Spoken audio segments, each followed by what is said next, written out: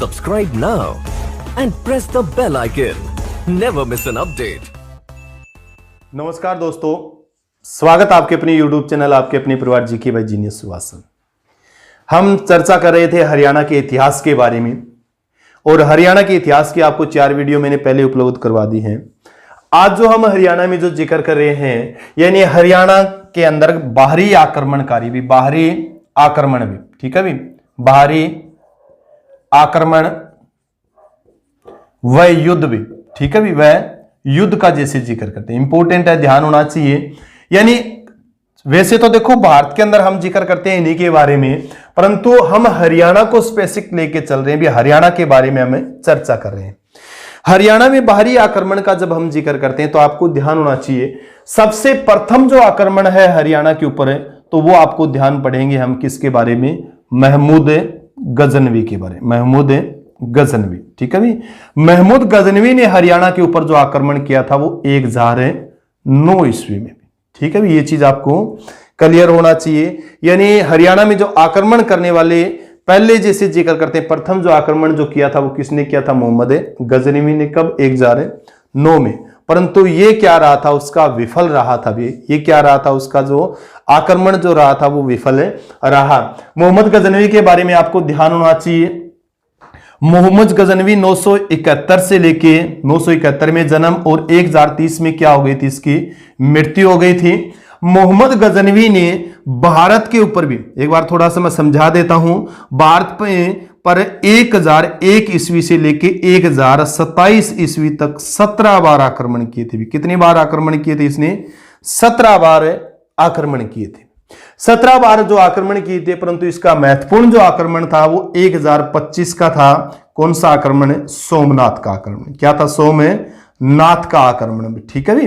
यानी सोमनाथ मंदिर को जो लूटा था, सोमनाथ मंदिर के ऊपर जो आक्रमण किया था इसने कब? 1025 ईस्वी में। 1025 ईस्वी में। उस समय 1025 में जो इसका सामना जो किया था सोमनाथ गुजरात में, वो भीम प्रथम ने भी। भीम प्रथम, या इसको भीम प्रथम, किसने? भीम प्रथम ने क्या किया था, इसका सामना किया था। ये चीज आपको क्लियर होना चाहिए। भीम प्रथम ने इसका सामना किया था, बहुत इंपॉर्टेंट है। तो मोहम्मद गजनवी सबसे पहले आपको क्लियर होना चाहिए, ये अफगानिस्तान का जैसे जिक्र करते हैं।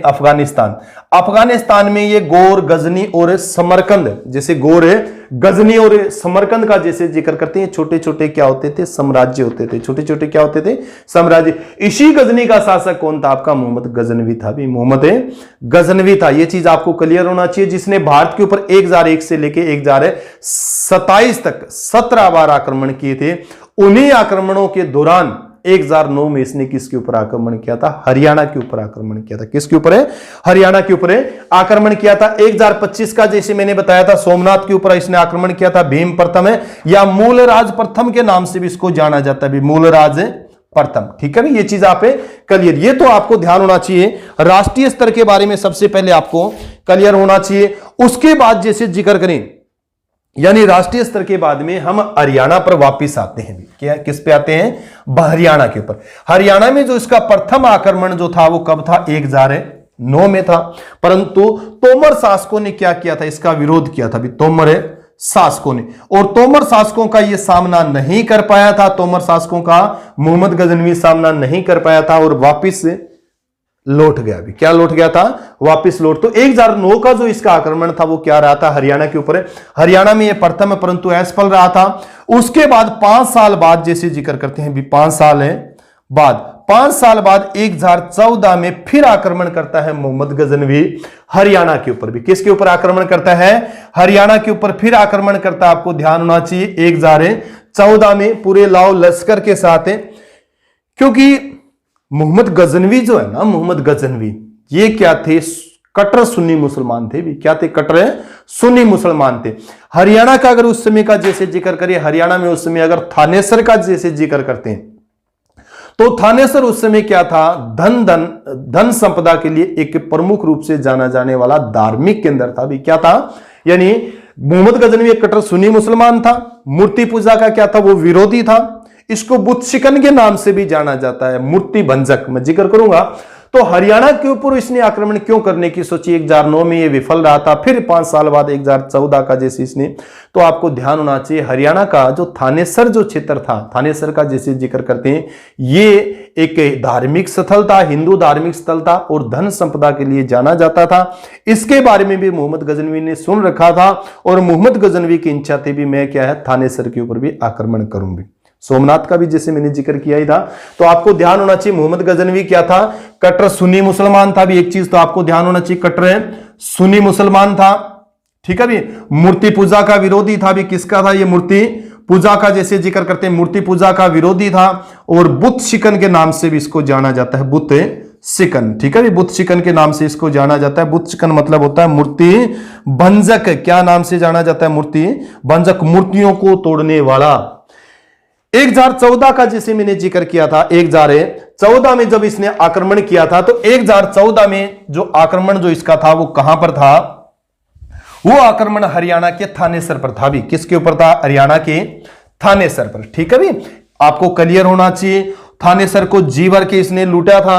1014 का जैसे जिक्र करते हैं तो ये थानेसर पर था। भी क्या? थानेश्वर का जैसे जिक्र करते हैं, थानेश्वर के ऊपर था भी इसका आक्रमण। और थानेश्वर को इसने क्या लूटा था? जी भरकर लूटा था। भी जी भरकर लूटा, ये चीज आपको क्लियर होना चाहिए। इसके साथ साथ थानेश्वर में जैसे जिक्र करते हैं, चक्कर स्वामी की जो मूर्ति है, चक्कर स्वामी, ठीक है भी, इंपॉर्टेंट है, ध्यान होना चाहिए। यानी थानेश्वर से क्या ले गया था? ये आदम कद कांस्य मूर्ति, यानी ये चक्कर स्वामी की मूर्ति, क्या बोलते हैं इसको? आदम कद कांस्य मूर्ति। भी क्या है? कांस्य मूर्ति। इस आदम कद कांस्य मूर्ति को क्या ले गया था? अपने वतन ले गया था, चक्कर स्वामी की मूर्ति। बहुत बार ये क्वेश्चन रिपीट होता है।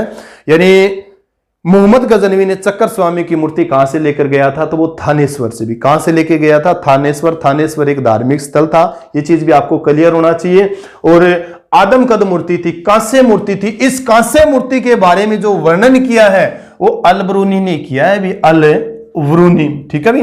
अल-बरूनी आपको ध्यान होना चाहिए किसका लेखक था? अल-बरूनी लेखक था किसका? महमूद गजनवी का। भी महमूद गजनवी, इंपॉर्टेंट है, क्लियर होना चाहिए। यानी अल-बरूनी ने इसके बारे में क्या वर्णन किया है, थानेसर के बारे में क्या वर्णन किया है, बहुत इंपॉर्टेंट है। अल-बरूनी की जो पुस्तक थी किताबुल हिंद, क्या थी? किताब उल हिंद। किताबुल हिंद में जो वर्णन किया था उसने कांस्य मूर्ति का भी वर्णन किया था, कांस्य युगीन जो मूर्ति है, उसके अलावा थानेसर का भी वर्णन किया था। गीता के बारे में भी उसने अपनी पुस्तक के अंदर लिखा है। भी गीता के बारे में, किसके बारे में?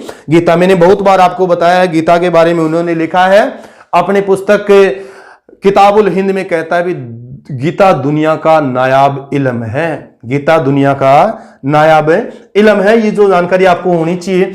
मोहम्मद गजनवी के साथ अल-बरूनी भी आया। भी फिरदौसी भी आपको ध्यान होना चाहिए। फिरदौसी भी आया था। और एक उत्बी, क्या था? उत्बी। ये लेखक आए थे। इन लेखकों के बारे में आपको थोड़ी जानकारी होनी चाहिए भी।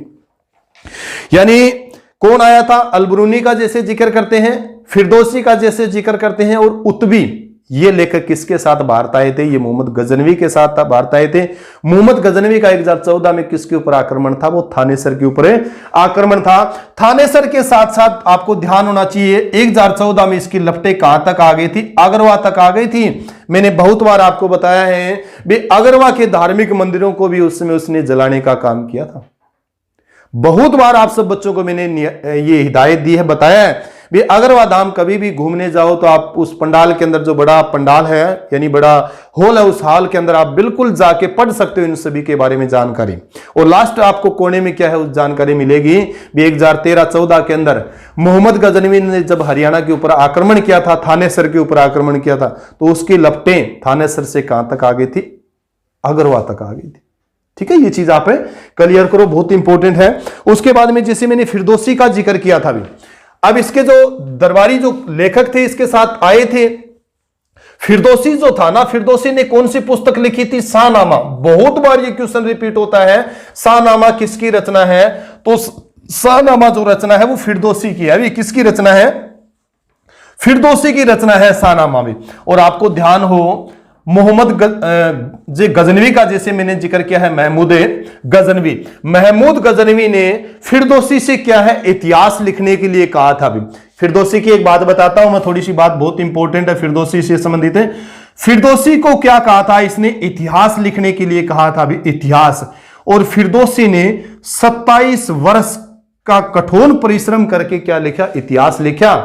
परंतु मोहम्मद गजनवी फिर मुकर गया था, भी मैं इसके लिए आपको दिनार नहीं दे सकता। यानी इतना 27 वर्ष तक आपने, फिरदौसी ने कहा मैंने भी 27 वर्ष में अथक प्रयास से क्या है, आपका इतिहास लिख दिया, आपके पूर्वजों का जो जो आपने लिखवाया वो सारी चीजें मैंने लिख दी, उसका क्या है, मेरे को परिश्रम पारिश्रमिक यानी जो मानदेय बनता वो मानदेय तो दो। तब क्या है, मोहम्मद गजनवी अपने दरबार में फिरदौसी को ना कर देता है। ठीक है भी, क्या कर देता है, ना भी मैं आपको क्या नहीं दूंगा, दिनार नहीं दूंगा, भी क्या है, दिनार नहीं दूंगा।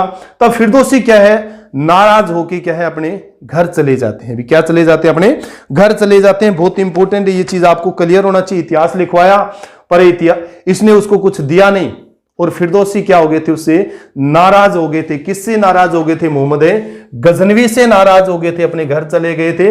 और राजा के बारे में फिर एक टिप्पणी की इन्होंने, यानी महमूद गजनवी के बारे में क्या की इन्होंने, के टिप्पणी की, बहुत बड़ी इंपॉर्टेंट है।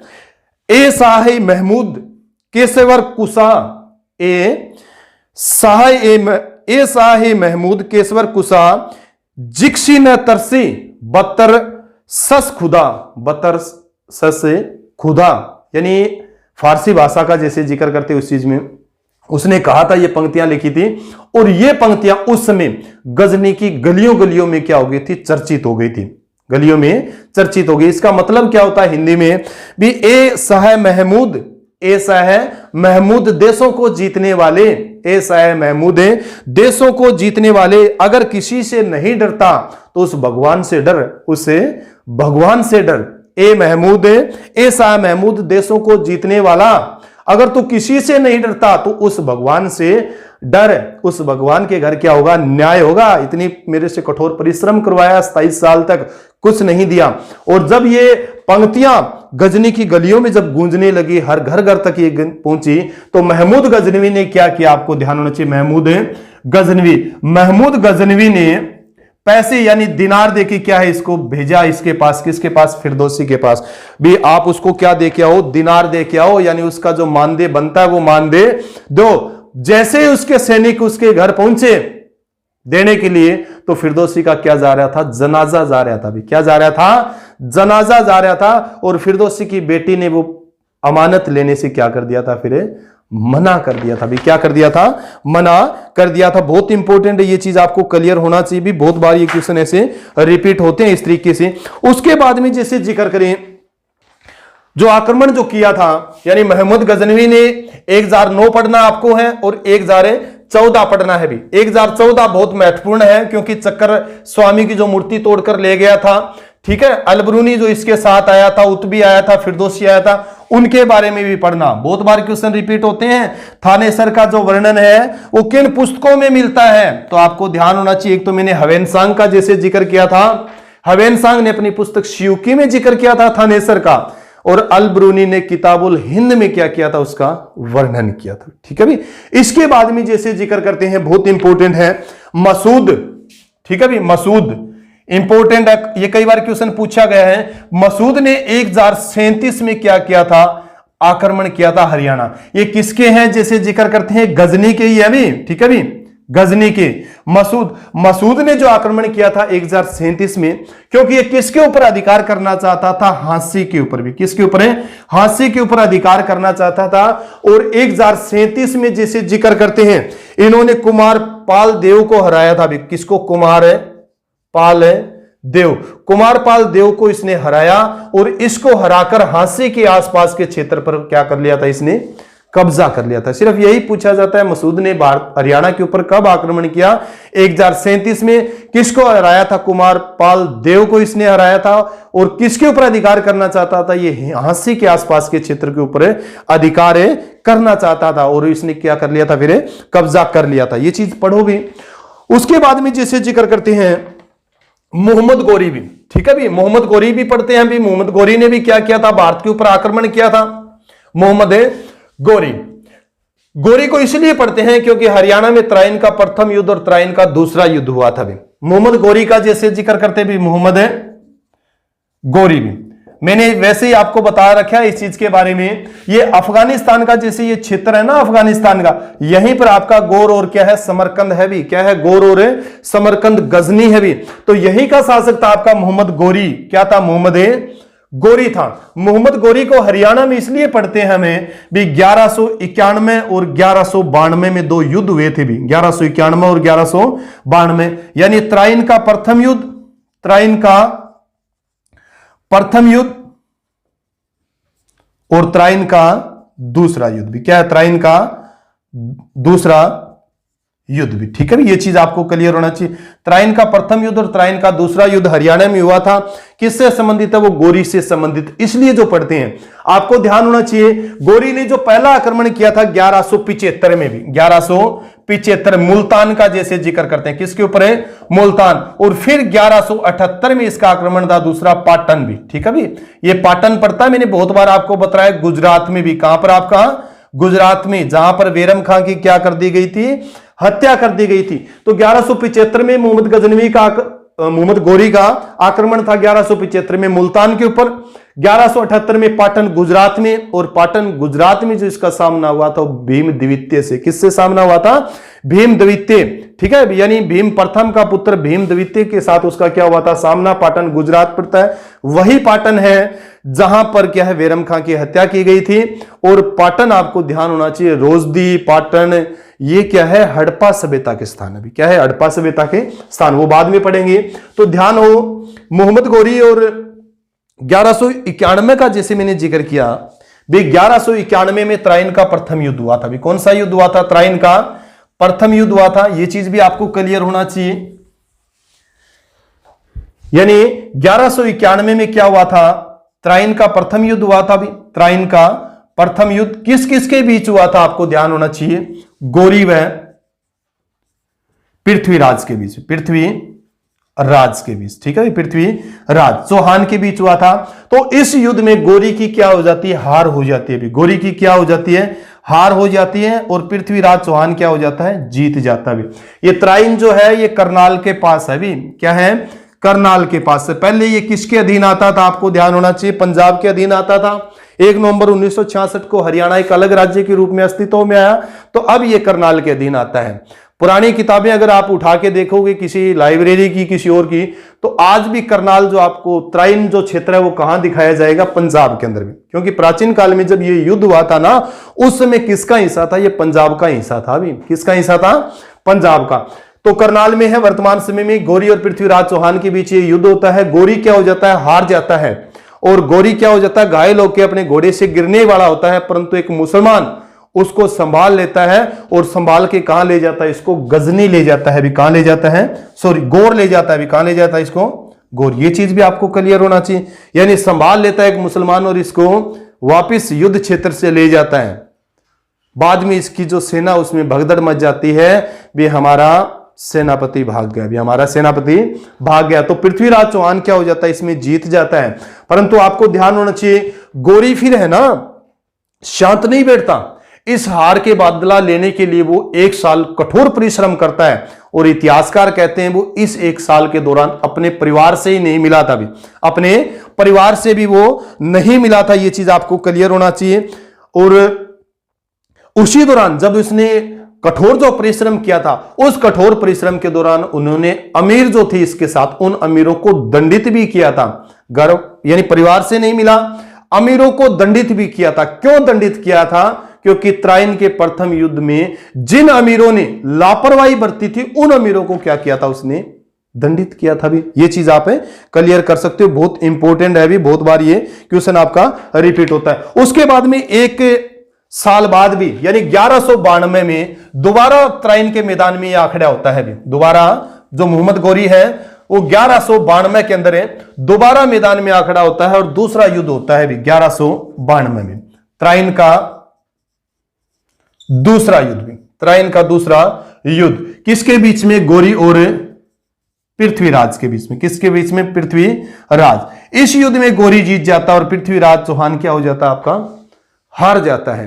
क्योंकि गौरी तो देखो इस युद्ध के बाद में क्या है, शक्ति के साथ, क्या शक्ति के साथ यानी पूरी ताकत के साथ भारत के ऊपर क्या करता है, आक्रमण करता है और पृथ्वीराज चौहान भोग विलास के अंदर डूब जाता है और इतनी तैयारी नहीं कर पाता, भी इतनी तैयारी नहीं कर पाता। और एक पृथ्वीराज चौहान, खासकर राजा जयचंद का जैसे जिक्र करे, और भी जितने जो राजा थे उन राजाओं को क्या था, पृथ्वीराज चौहान को कोई सहयोग नहीं था। इसलिए त्रायन के दूसरे युद्ध में पृथ्वीराज चौहान है हार जाता है और गौरी क्या है, जीत जाता है। कुछ इतिहासकार कहते हैं भी गौरी की क्या कर दी थी, पृथ्वीराज चौहान ने पकड़ कर हत्या कर दी थी। और कुछ इतिहासकारों का मानना है भी गौरी इसको अंधा करके यानी गर्म सलाखें इसकी आंखों में डाल दी थी पृथ्वीराज चौहान के, और कहां ले गया था, अपने वतन गौर ले गया था। ठीक है भी, अपने वतन गौर ले गया था। इतिहासकार है अलग अलग अपने विचार दे रहे हैं भी, अपने अपने विचार। कुछ इतिहासकार मानते हैं भी गौरी ने इसको पकड़कर इसकी हत्या कर दी थी। उस समय पृथ्वीराज चौहान भाग के कहा गया था, शीर्ष यानी सिरसा आ गया था, सिरसा से गौरी के सैनिक उसको पकड़ के लेके गए थे और उसके सामने जब पेश किया तो उसका कत्ल कर दिया। पृथ्वीराज चौहान ने भी गौरी को कहा था भी मैंने भी तो पिछले युद्ध में आपको छोड़ दिया था, आप मेरे को छोड़ दो। तब इस गौरी का एक ही जवाब था, कहता है भी क्यों छोड़ दें। और गौरी ये कहता है भी जब दुश्मन की नाड़ अगर हाथ में हो ना, यानी गर्दन हाथ में हो, तो उसको क्या कर देना चाहिए, मरोड़ देना चाहिए। तूने मेरे को छोड़ा ही क्यों, मार देता, क्या कर देता, मार देता। तो ऐसी चीजें आपको क्लियर होना चाहिए। ठीक है, बहुत इंपॉर्टेंट है। भोग विलास में डूबा हुआ था, स्थानीय राजाओं का उसको कोई सहयोग नहीं मिला और गौरी अपनी पूरी सेना के साथ, पूरी लाव लश्कर के साथ आक्रमण किया था। और एक चीज आपको और भी क्लियर होना चाहिए इस चीज के बारे में। ठीक है भी, गौरी जो है ना, गौरी ने त्राइन के दूसरे युद्ध में चालाकी से काम लिया था भी। क्या लिया था, चालाकी से काम लिया, चालाकी से काम लिया। चालाकी से काम लेने का मतलब क्या है, गौरी जानता था राजपूतों की शक्ति के बारे में। किसके बारे में जानता था, राजपूतों की शक्ति। तो गौरी ने अपनी सेना जो थी ना, सेना के 5 भाग बांट दिए भी। सेना के कितने भाग हैं, 5 भागों में सेना को बांट दिया भी। 5, 4 भागों को तो क्या कहा इसने भी, इसके ऊपर आक्रमण करो। किसके ऊपर आक्रमण करो, पृथ्वीराज चौहान की सेना के ऊपर। 4 भागों तो को कह दिया भी इसके ऊपर, सेना के ऊपर आक्रमण करो। और एक जो सेना थी ना, एक सेना को एक साइड सुरक्षित रख दिया। और इस 4 भाग जो सेना थी उसको कहा भी हुआ था भी कुछ देर युद्ध करने के बाद आप भाग खड़े होना। क्या है, भाग खड़े होना। तो जैसे ही कुछ देर बाद ये सेना भागी, 4 जो भाग थे, भागने के बाद में जो राजपूत थे, राजपूत सेना थी, वो भी उनके पीछे भागी। तो ये 5वीं जो सुरक्षित एक साइड खड़ी हुई थी ना सेना, इस सेना ने क्या कर दिया, उसके ऊपर आक्रमण कर दिया। यानी बीच में उन दोनों को क्या कर लिया, एक तरफ 4 और एक तरफ 1, बीच में राजपूत सेना को ले लिया। और राजपूत सेना संभलती उससे पहले क्या कर दिया था उनका काम। कर्नल टाड कहते हैं भी 3 दिन तक, लगभग 3 दिन तक क्या है, मारकाट चलती रही। कितने दिन, कर्नल टाड एक इतिहासकार है, कहते 3 दिन तक मारकाट चलती रही। बहुत इंपॉर्टेंट है। ठीक है, चालाकी से उसने क्या किया था, काम लिया था। इसी चालाकी के कारण वो विजित हुआ था। तो मोहम्मद गौरी के बारे में आपको ध्यान होना चाहिए। उसकी एक चीज और क्लियर करो भी, त्राइन का एक तीसरा युद्ध भी हुआ था भी। त्राइन का तीसरा युद्ध का जैसे जिक्र करते हैं, गौरी के बारे में आपको ध्यान होना चाहिए। वैसे तो मैंने जो दिल्ली सल्तनत है, हिस्ट्री में, इतिहास में पढ़ा रखा है इनके बारे में, आप पढ़ लेना गौरी के बारे में। गौरी क्या था, निसंतान था भी। गौरी क्या था, निसंतान था। और इसका एक महत्वपूर्ण जो दास था कुतुबुद्दीन ऐबक। कुतुबुद्दीन ऐबक निसंतान था, औलाद थी नहीं। हमेशा कहा करता था गौरी भी मेरे दास ही मेरी औलाद है, मेरे दास ही मेरी औलाद है। 1206 में गौरी की मृत्यु के बाद में कुतुबुद्दीन ऐबक जो है वो किस वंश की स्थापना करता है, गुलाम वंश की स्थापना करता है। खास करके हमें हरियाणा की जीके के अंदर सल्तनत कालीन जो शासक, उन शासकों के बारे में पढ़ेंगे, मैं बताऊंगा उनके बारे में। तो उत्तराधिकारी जो बनता है गौरी के बाद में, कौन बनता है आपको ध्यान होना चाहिए, वो कुतुबुद्दीन ऐबक।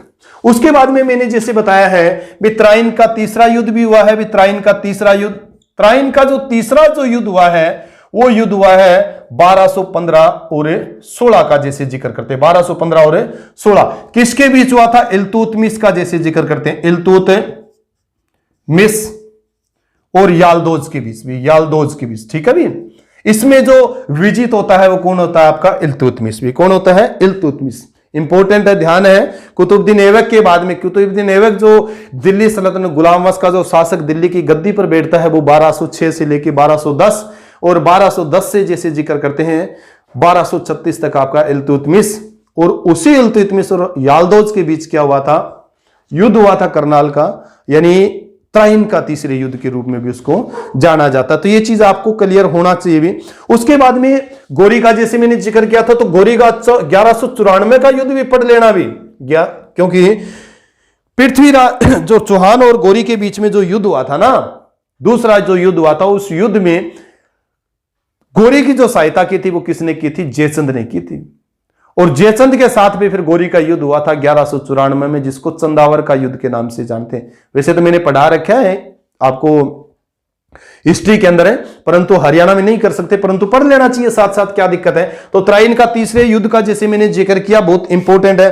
उसके बाद में आपको क्लियर होना चाहिए, हरियाणा में जैसे जिक्र करते हैं, तो हरियाणा में एक आक्रमणकारी आया था आपका तैमूर लंग भी, बहुत इंपॉर्टेंट है, आपको ध्यान होना चाहिए। हरियाणा में जैसे जिक्र करते हैं तो कौन था आपका, तैमूर लंग भी, ठीक है भाई, तैमूर लंग हरियाणा में लगभग 1 महीने रहा था भी, 1 महीने।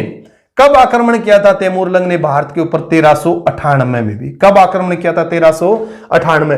किस वंश का शासन था उस समय, जैसे जिक्र करते तो तुगलक वंश का शासन था, महमूद तुगलक का जैसे जिक्र करते हैं। किसका जिक्र करते हैं, महमूद तुगलक, उस तुगलक वंश का क्या था, शासक था। मैंने बहुत बार आप सब बच्चों को बताया, वैसे स्ट्रीम पढ़ाया भी है। ये जो कहां था, यानी जो आक्रमण जो था ना तैमूर लंग का, ये समरकंद का शासक था। सबसे पहले तो आपको ध्यान होना चाहिए कहां से था, ये समरकंद से था। और तैमूर लंग का जो आक्रमण करने का उद्देश्य एक ही था भी, धन लूटना इसका उद्देश्य नहीं था। मोहम्मद गजनवी का जैसे 17 बार जो आक्रमण किया था, उसका एक ही औचित्य था, यानी धन लूटना ज्यादा से ज्यादा, और धन के साथ साथ इस्लाम धर्म का प्रचार प्रसार करना, मूर्ति पूजा का विरोध था उसका भी। परंतु तैमूर लंग जो था ना, इसका मेन मकसद जो था क्या था भी, भारत में यानी विश्व में इस्लाम धर्म की पताका फहराना, इस्लाम धर्म का प्रचार प्रसार करना। समरकंद से निकला था, आपको ध्यान होना चाहिए। आक्रमण करते हुए मैंने कई बार बताया, ये दीपालपुर पहुंचा था, याद करना बहुत इंपॉर्टेंट है। दीपालपुर से समाना का जैसे जिक्र करते हैं, समाना से फिर भटनेर, भटनेर से फिर सिरसा, कहां पर पहुंचा, सिरसा, सिरसा से फतेहबाद, कहां पहुंचा ये, फतेहबाद से टोहाना, फतेहबाद से टोहाना, टोहाना से फिर कैथल का जैसे जिक्र करते हैं, कैथल, कैथल से फिर चला गया था असंध होते हुए पानीपत, कहां चला गया था, पानीपत, और पानीपत से कहां चला गया था ये आपका दिल्ली भी, कहां चला गया था आपका दिल्ली। दिल्ली से फिर आपको ध्यान होना चाहिए कहां चला गया था ये मेरठ, कहां चला गया था, मेरठ, मेरठ से हरिद्वार, कहां चला गया था, हरिद्वार, ठीक है, मेरठ से हरिद्वार, हरिद्वार से फिर जम्मू, कहां चला गया था, जम्मू, और जम्मू से वापस अपने वतन समरकंद चला गया था। यह चीज आपको क्लियर होना चाहिए। 1398 में तुगलक वंश के समय में इससे तैमूर लंग ने आक्रमण किया था। एक पांव से लंगड़ा था, इसलिए इसको तैमूर लंग कहा जाता है। समरकंद से सबसे पहले ये दीपालपुर आज पाकिस्तान के अंदर है, कहां पर है ये, पाकिस्तान में। समाना पंजाब, और बटनेर बाटी राजाओं का जो क्षेत्र था, बटनेर जो है, जिसको वर्तमान में हम हनुमानगढ़ के नाम से जानते हैं। किस नाम से जानते हैं, बटनेर, जो किसका अभी जो नाम है वो हनुमानगढ़ है राजस्थान का, ठीक है। उसी को प्राचीन काल में किस नाम से, बटनेर के ऊपर आक्रमण किया। बटनेर से ये सिरसा आया, और सिरसा को इसने जी भर के लूटा और बहुत से कत्लेआम किया था, क्योंकि सिरसा भी आपको था उस समय एक धार्मिक केंद्र था भी, क्या था, एक धार्मिक केंद्र था। उसके बाद फतेहबाद आया, फतेहबाद के पास मैंने पहले भी आपको बताया भी, फतेहबाद में भी रुका। फतेहबाद के पास बिगड़ जो गांव है, मुस्लिम बहुल एरिया होता था उस समय। फतेहबाद बाद में आबाद हुआ है, फतेहबाद से पहले जो आबाद था वो आपका बिगड़ था। इस बिगड़ गांव के अंदर भी वो रुक के गया है भी। उसके बाद फिर वो कहां चला गया, टोहाना, टोहाना से कैथल, कैथल से असंध, असंध से फिर पानीपत गया। और पानीपत के उस समय जो सूबेदार थे, जो सुल्तान थे उस समय पानीपत के, उन्होंने अपनी जनता को पहले आगाह कर दिया था भी कौन आ रहा है, एक तूफान आंधी आ रही है, तैमूर लंग आ रहा है, इसलिए अपना सब कुछ कारोबार छोड़ के यहां से भाग जाओ, अपने कारोबार है। तो पानीपत क्या मिली उसको, खाली मिली। पानीपत को इसने जी भर के लूटा। कहा भी जाता है 1,60,000 मन क्या है इसने गेहूं इकट्ठा किया था पानीपत से भी। पानीपत से कुछ आगे चल के उन्होंने फिर घास फूस इकट्ठा किया अपने घोड़ों के लिए। तो पानीपत से लगभग 1,60,000 मन इसने क्या है गेहूं इकट्ठा किया था, ठीक है। और फिर कहां चला गया, ये दिल्ली चला गया था। अभी कहां चला गया था, दिल्ली। और आपको ध्यान होना चाहिए इसी दौरान जो ये आया था, भी मैंने बताया भी हरियाणा में 1 महीने रहा था। भी कितने महीने, 1 महीने। आप मेरी इतिहास की जो वीडियो बनाई हुई है वो वीडियो जरूर देखना, छोटी वीडियो परंतु बहुत गहराई से जानकारी उसके अंदर है दी हुई है। भी कितने लोगों को वो बंदी बना के लेके जा रहा था, और दिल्ली में प्रवेश करने से पहले उसने कितने लाखों लोगों का जो कत्ल किया था, बताया हुआ इस चीज के बारे में। तो दिल्ली में, और दिल्ली में उस समय मैंने बताया था महमूद तुगलक शासक था। महमूद तुगलक उसके आने की खबर सुन के भाग खड़ा हुआ था। गुजरात से उसको पकड़ के लाया, दिल्ली की गद्दी पर बिठाया गया, और दिल्ली की गद्दी पर बिठा के दिल्ली को जी भर के लूटा गया। इतिहासकार कहते हैं भी तैमूर लंग का जो आक्रांत था, तैमूर लंग का खौफ जो था, उस खौफ को देखकर दिल्ली की गलियां तक रोने लग गई थी। ठीक है भी। उसके बाद दिल्ली से कहां चला गया था, मेरठ, मेरठ से फिर हरिद्वार। हरिद्वार में भी जो पूजा पाठ करने वाले जो लोग थे उनको डरा धमका कर इस्लाम कबूल कराया। इस्लाम कबूल करवा के जम्मू के शासक को भी इस्लाम कबूल करवाया, और फिर अपने वतन कहां लौट गया, ये समरकंद। ये चीज आपको क्लियर होना चाहिए भी। 1398 में तैमूरलंग ने क्या किया था, हरियाणा के ऊपर आक्रमण किया था भी। ठीक है। हरियाणा का, वैसे तो भारत पढ़ो, भारत में हम सबसे महत्वपूर्ण जो क्षेत्र उसका रोंदिया। एक चीज आपको क्लियर हो गई, दुनिया, भारत में जितने भी बारी आक्रमण हुए हैं, जितने भी जो आक्रमण हुए हैं, उन आक्रमणों का जो केंद्र बिंदु जो रहा है वो पंजाब और हरियाणा रहा है हमेशा भी। यह चीज भी आपको क्लियर होना चाहिए। यानी जितने भी आक्रमण हुए हैं हरियाणा भारत में, उन आक्रमणों का जो केंद्र बिंदु जो रहता है वो कौन सा रहता है, पंजाब, हरियाणा और राजस्थान है भी। पंजाब, हरियाणा और राजस्थान। ठीक है भी। कैसे, तो आपको ध्यान हो, जैसे पढ़ते हैं ना, अब यहां तो आपका कौन सा है, पर्वत है, हिमालय पर्वत आ गया भी, हिमालय पर्वत। इधर आपका क्या आ गया, समुद्र आ गया भी। तो यही क्षेत्र रहा है हमारी आक्रमणकारियों के आने का, और यहां पर ही आपका पंजाब, हरियाणा और राजस्थान रहा है भी। ठीक है भी।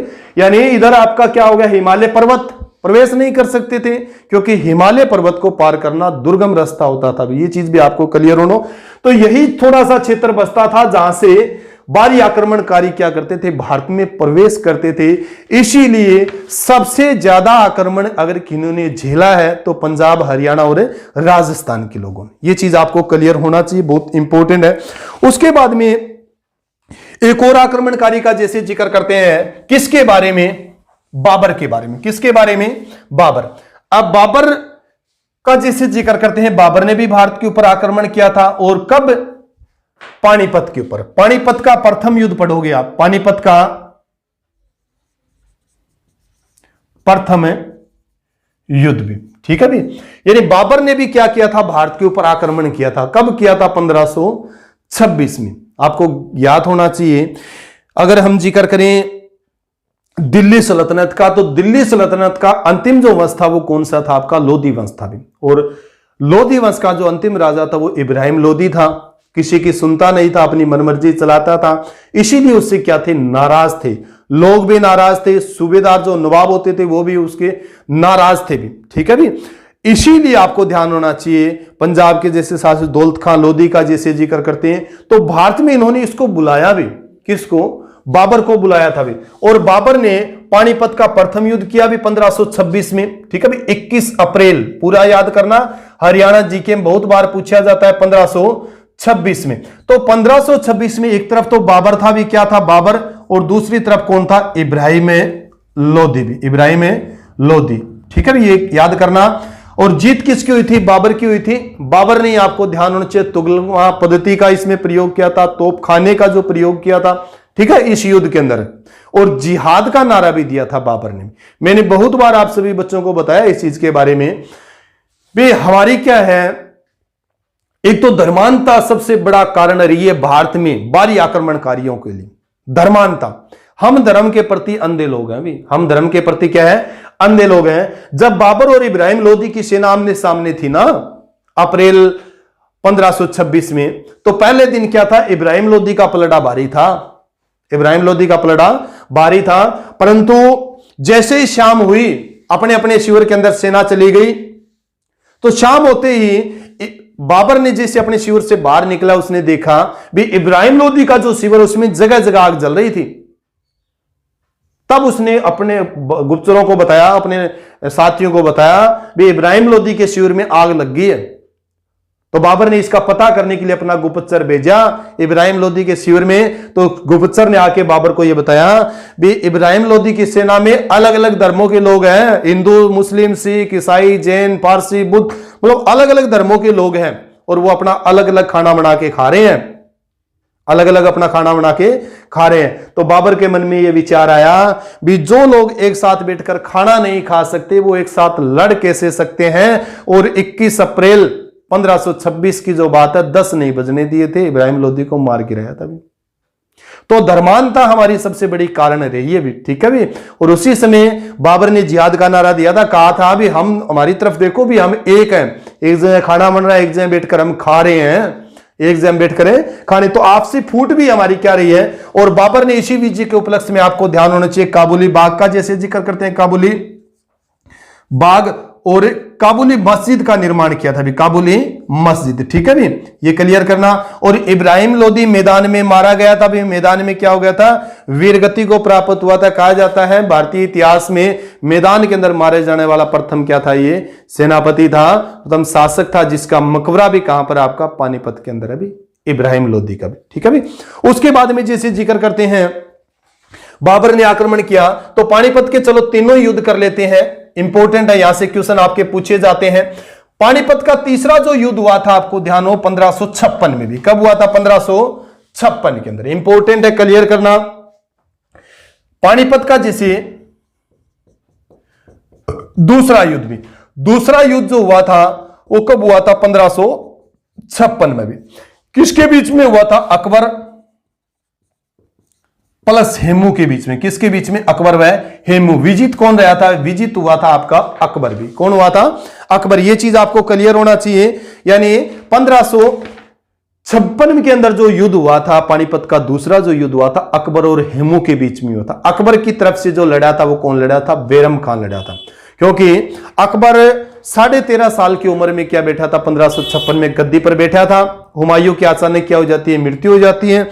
अचानक मृत्यु के कारण वो गद्दी पर बैठता है। और आपको ध्यान होना चाहिए इस चीज के बारे में भी। पंजाब में था उस समय अकबर, और कलानौर में ईंटों का सिंहासन बनाकर उसको गद्दी पर बिठाया जाता है। उसी समय रेवाड़ी के जैसे शासक हेमू हेमचंद्र का जब हम जिक्र करते हैं, विक्रमादित्य की जो उपाधि ली थी, 14वां विक्रमादित्य कौन बना था आपका, हेमू हेमचंद्र बना था। और उसको क्या मिल गई थी, दिल्ली की गद्दी खाली मिल गई थी हुमायूं की मृत्यु के बाद में।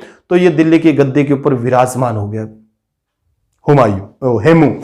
तो ये चीज आपको क्लियर होना चाहिए। परंतु 1556 के अंदर, 1556, 5 नवंबर 1556 भी, 5 नवंबर 1556 को अकबर और हेमू की सीमा, अकबर की तरफ से कौन लड़ा था, बैरम खां भी। क्या लड़ा था, बैरम खां पानीपत के मैदान में आगे। और हेमू क्या हो गया था, हार गया था। इसमें मैंने बताया कई बार, हेमू की आंख में क्या लग गया था, तीर लग गया था और अपने हाथी से नीचे गिर गया था। पहले इसका पलटा भारी था, परंतु हाथी से गिरने के बाद में इसकी सेना में भगदड़ मच गई भी, हमारा सेनापति क्या है, भाग गया है। तो इसकी जीत क्या है, हार में बदल गई थी। ठीक है, ये चीज आपको क्लियर होना चाहिए। अकबर के बारे में भी आपको पढ़ना चाहिए। अकबर के किसके संरक्षक में गद्दी पर बैठा था, बैरम खां। बैरम खां की पत्नी का नाम सलीमा बेगम, बैरम खां के पुत्र का नाम अब्दुल रहीम खान खाना। ये चीज इतिहास में हम पढ़ेंगे, मुगल साम्राज्य जब बताऊंगा। तो एक चीज यहां क्वेश्चन बनता है भी, दिल्ली की गद्दी पर बैठने वाला प्रथम हिंदू और अंतिम हिंदू कौन था, तो हेमचंद्र या हेमू था भी। कौन था, हेमचंद्र या हेमू। अब पानीपत का तीसरा युद्ध भी आपको ध्यान होना चाहिए भी, पानीपत का तीसरा युद्ध। पानीपत का तीसरा जो युद्ध हुआ था वो किसके बीच हुआ था, पानीपत का तीसरा युद्ध भी। तीसरा जो युद्ध हुआ था वो हुआ था मराठों व अहमद शाह अब्दाली के बीच में, अहमद शाह अब्दाली के बीच में। ठीक है भी, अहमद शाह अब्दाली। कब हुआ था, 1761 में। कब हुआ था, 1761 में, 14 जनवरी 1761। ये चीज भी आपको क्लियर होना चाहिए। कब हुआ था, 14 जनवरी 1761 में मराठों और अहमद शाह अब्दाली के बीच में हुआ था, जिसमें से विजित कौन हुआ था, अहमद शाह अब्दाली। मराठों के सेनापति कौन थे, सदाशिवराव भाऊ, सदाशिवराव भाऊ। ठीक है भी, काड़ांब का जैसे जिक्र करते हैं ना, ये पानीपत से संबंधित है। तो अहमद शाह अब्दाली विजित हुआ था। अहमद शाह अब्दाली किसका सेनापति था? नादिर शाह का भी। किसका था? नादिर शाह का भी। ये चीज भी आपको क्लियर होना चाहिए, पढ़ेंगे आगे इसे, ठीक है भी। नादिर शाह का सेनापति था, ठीक है, नादिर शाह का सेनापति था अहमद शाह अब्दाली। पानीपत का तीसरा युद्ध हुआ था 1761 में, 14 जनवरी 1761। मराठा और अहमद शाह अब्दाली के बीच में मराठे हार गए थे, अहमद शाह अब्दाली विजित हुआ था भी। अहमद शाह अब्दाली क्या हुआ था? विजित हुआ था, बहुत इंपॉर्टेंट है। इसके बाद में पढ़ें तो 1739 में एक आक्रमण होता है भी हरियाणा के ऊपर। और में हरियाणा में, वैसे तो भारत का ही आक्रमण पढ़ेंगे उसको, परंतु था तो हरियाणा के क्षेत्र में, युद्ध तो हरियाणा में लड़ा गया था ना। यानी 1739 में जो आक्रमण किया था, किसने किया था? नादिर शाह ने भी। किसने किया था? नादिर शाह ने भी। इंपॉर्टेंट है, ध्यान करना। नादिर शाह ने किया था। कहां पर युद्ध हुआ था? करनाल में भी, इसीलिए इसको करनाल के युद्ध के नाम से भी जाना जाता है। एक तरफ तो आपका नादिर शाह था और दूसरी तरफ कौन था? आपका मोहम्मद शाह रंगीला भी। मोहम्मद शाह रंगीला भी, ठीक है भी।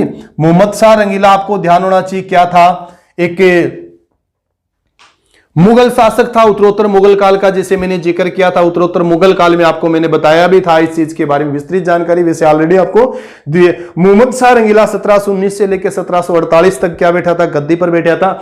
और इसी के समय में नादिर शाह जो कहां का शासक था? ये फारस का शासक था भी। कहां का था? फारस, ईरान का जैसे जिक्र करते हैं, वहां का क्या था? शासक था। इसने आक्रमण किया था और मोहम्मद शाह रंगीला और नादिर शाह के बीच में करनाल का युद्ध हुआ था। मोहम्मद शाह रंगीला क्या गया था? हार गया था। नादिर शाह जीत गया था और नादिर शाह ने भी जी भर के दिल्ली को लूटा और दिल्ली से कोहिनूर, हीरा और तख्ते ताउस लेके अपने वतन चला गया था, ठीक है भी। ईरान का नेपोलियन कहा जाता है नादिर शाह को भी। ईरान का नेपोलियन भी कहा जाता है किसको? नादिर शाह को भी। तो ये हम जिक्र कर रहे थे किसके बारे में? यानी हरियाणा में जो भारी आक्रमण हुए हैं, उन आक्रमणों के बारे में, उन आक्रमणकारियों के बारे में हमने जिक्र किया। और हरियाणा में जो उन आक्रमणकारियों के दौरान युद्ध जो हुए थे, उन युद्धों के बारे में भी हमने विस्तृत चर्चा की। क्लास आपको कैसी लगती है आप मेरे को कमेंट करके जरूर बताया करो भी। और क्लास अच्छी लगती है तो आप क्लास को ज्यादा से ज्यादा शेयर भी किया करो भी। तो नादिर शाह के बारे में वैसे तो मैंने पूरी जानकारी आपको दे रखी है अभी, ठीक है। मोहम्मद शाह रंगीला के बारे में भी आपको पूरी जानकारी दे रखी है। तो 1739 में नादिर शाह और मोहम्मद शाह रंगीला के बीच में यह युद्ध हुआ था। और मैंने बताया भी था भी मोहम्मद शाह रंगीला का जो नेतृत्व जो कर रहा था वो कौन कर रहा था? वो निजाम उल मुल्क कर रहा था। निजाम उल मुल्क कर रहा था। चिनक्लीज खां का जैसे हमने जिक्र किया था, चिनक्लीज खां। फिर बाद में चिनक्लीज खां आपको ध्यान हो दक्षिणी भारत में चला जाता है और किसकी स्थापना करता है? वो आपकी स्थापना करता है हैदराबाद की। हैदराबाद का प्रथम निजाम भी बनता है। सादत खां इसको उकसाता है नादिर शाह को, कहां पर आक्रमण करने के लिए? दिल्ली के ऊपर आक्रमण करने के लिए। तो आज की क्लास में इतना ही। क्लास कैसी लगी आप कमेंट करके मेरे को जरूर बताएं। इसी के साथ सभी बच्चों को जय हिंद, जय भारत।